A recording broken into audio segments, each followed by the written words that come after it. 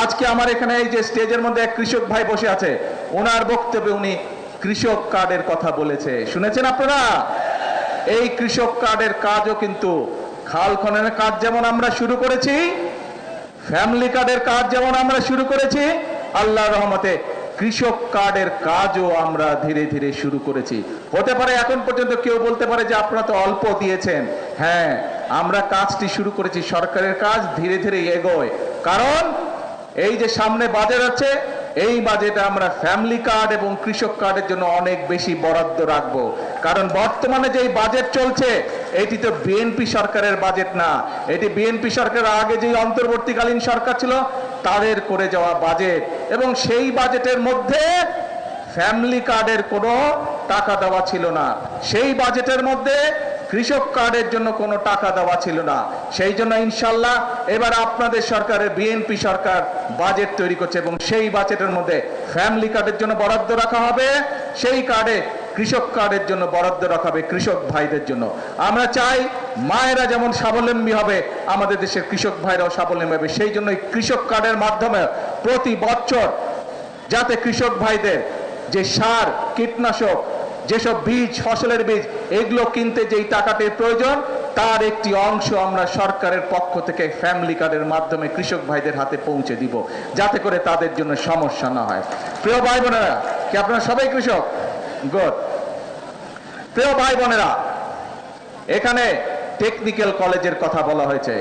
এখানে টেকনিক্যাল কলেজের ডিমান্ড করেছে এমপি সাহেব, করেছে না একটু আগে? আপনাদেরই তো সন্তান, আপনাদেরই সন্তান, কিন্তু এই এলাকার সন্তানই, চাঁদপুরের সন্তানই হচ্ছে বাংলাদেশের শিক্ষামন্ত্রী।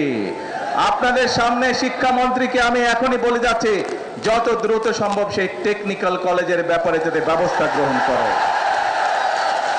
প্রিয় ভাই বোনেরা, আমরা নির্বাচনের আগে বলেছিলাম যে এই বাংলাদেশের একটি বড় সমস্যা হচ্ছে বেকার সমস্যা।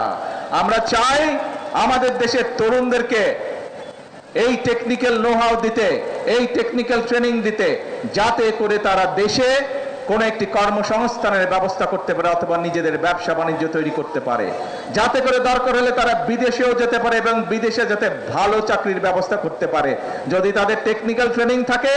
এখন যেরকম অদক্ষ শ্রমিক চায়, আমরা চাই আমাদের শ্রমিকদেরকে দক্ষ করে গড়ে তুলতে, যাতে বিদেশে গিয়ে তারা বেশি ইনকাম করতে পারে, যাতে করে তারা বেশি বৈদেশিক মুদ্রা দেশে পাঠাতে পারে।